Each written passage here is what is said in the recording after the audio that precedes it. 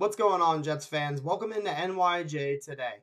In this video, I'm going to be discussing how Joe Douglas absolutely cannot get this wrong. He has to be very, very aggressive in accumulating and acquiring offensive weapons, and not just offensive weapons, elite targets for Zach Wilson. Let's get after it.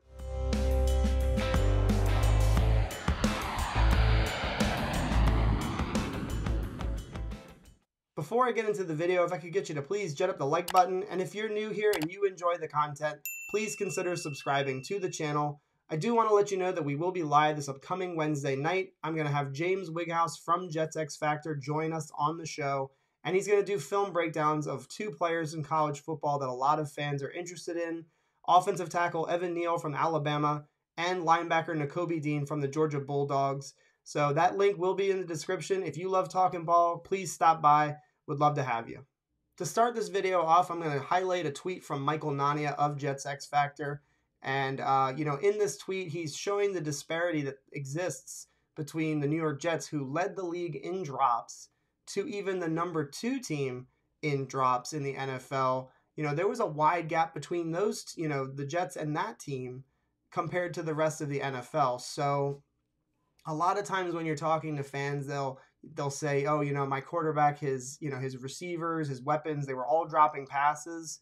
And other fans will then say, oh, you're just making excuses for your quarterback. And I think that it's true. It's fair to say, that every team has drops. It's not like, the New York Jets and Zach Wilson are the only team to have this issue at times. But the idea is you don't want to lead the league in this category. This isn't one of those statistics that you are happy to be leading the league in. And so ideally, Joe Douglas will identify this and will have already identified this as an issue. And to be frank and to be honest, it's something that has to improve. And so adding weapons, more running backs, more tight ends, more wide receivers to this offense to help diminish and to reduce this issue. When you take a look around the NFL, and you see some of these offenses that are elite and these quarterbacks that are elite, outside of maybe like an Aaron Rodgers who makes do with just Devontae Adams, it seems. They have a couple of other guys on that offense. But quarterbacks in general, they need a plethora of weapons. You look at Dak Prescott in Dallas. They've got CeeDee Lamb, Amari Cooper, Michael Gallup, Dalton Schultz, Ezekiel Elliott. It's just a loaded offense. You look at offenses like the Kansas City Chiefs, and yes, Patrick Mahomes, without a doubt, is elite. And I'm not saying that he isn't, but you take away some of his weapons, Tyreek Hill is a game-changing wide receiver on any team. It's not just with Patrick Mahomes. Travis Kelce is a beast, and they have made so many improvements to that offensive line over the years now. And they just continue to stockpile around Patrick Mahomes. You take a look at, the Tampa Bay Buccaneers. And I know, Tom Brady's on that team. He is the GOAT. He can do it just like we see with Aaron Rodgers, not having a ton of weapons around him. But they're having a lot of success because they have also so many weapons. They have, Chris Godwin, who's an absolute stud of a wide receiver. Mike Evans, who I think he has like 1,000 yards every season in his career. So he's an absolute bona fide outside stud wide receiver. Prior to taking all of his clothes off, they also had Antonio Brown, who helped them get to the Super Bowl and win it this past year. Leonard Fournette, they grabbed him, added him to their offense, and he's a playmaking running back for Tom Brady and the Bucs. Rob Gronkowski, an Hall of Fame tight end. Again, you can't find these offenses not having premium elite weapons around their quarterbacks. It's just very, very rare that a quarterback would be an absolute stud with nothing around them. And so when you go back and you take a look at the New York Jets, because that's what this video is about, the New York Jets and their weapons, you take a look at some of the pieces that are around Zach Wilson this past year, and it's no wonder that, it was a little bit of a struggle at times.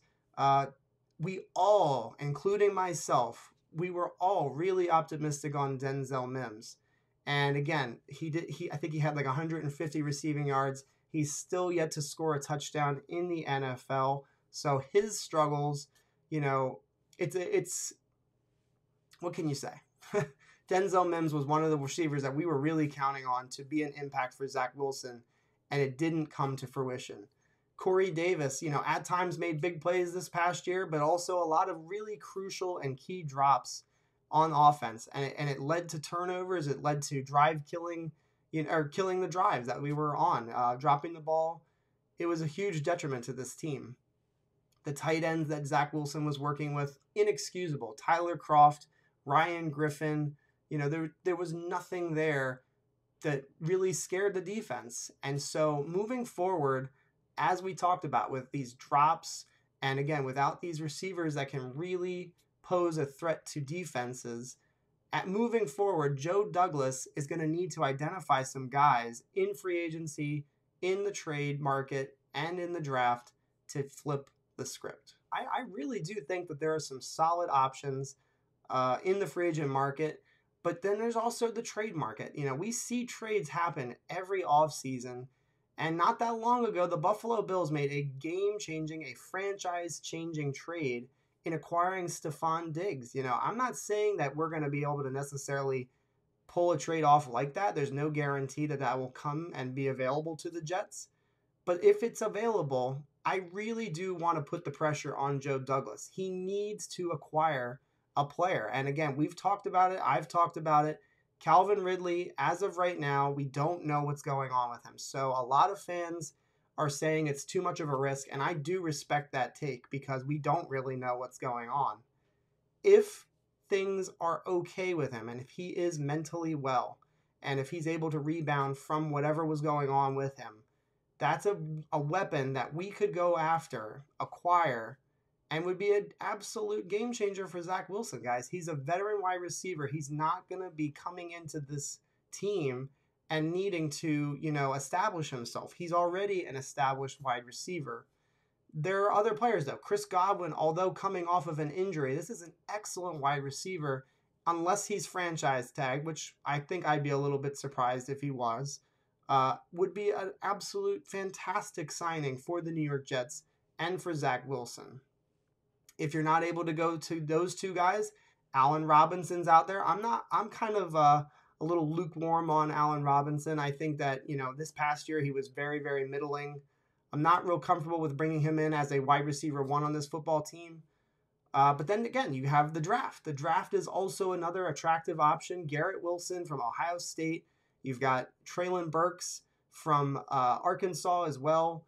And then the tight end group that's coming out in the draft. There's a bunch of dudes that are available. I love Trey McBride from Colorado State. And I mentioned Jeremy Ruckert from Ohio State in my previous video. These are guys that Joe Douglas has to go out of his way and go get. And if you think back to the 21 draft, he did that as well. He went and he got Zach Wilson, Elijah Moore. He went and got Zach Wilson, Michael Carter, the running back. Joe Douglas is going to go out there and he's going to find these guys. And I think that everybody should take a deep breath and realize that these moves will be made. And it's more a matter of who is it that Joe Douglas will go after. So I'm going to go ahead and I'm going to wrap this video up. I would like you to let me know in the comments, who are some of the guys that you want to see in green and white, again, from free agency, in the trade market, or in the NFL draft, that you want to put around Zach Wilson to help not only with the drops, but also with making big, big plays and making life easy for him. I hope you guys enjoyed this video. Go Jets, and I'll see you guys next time.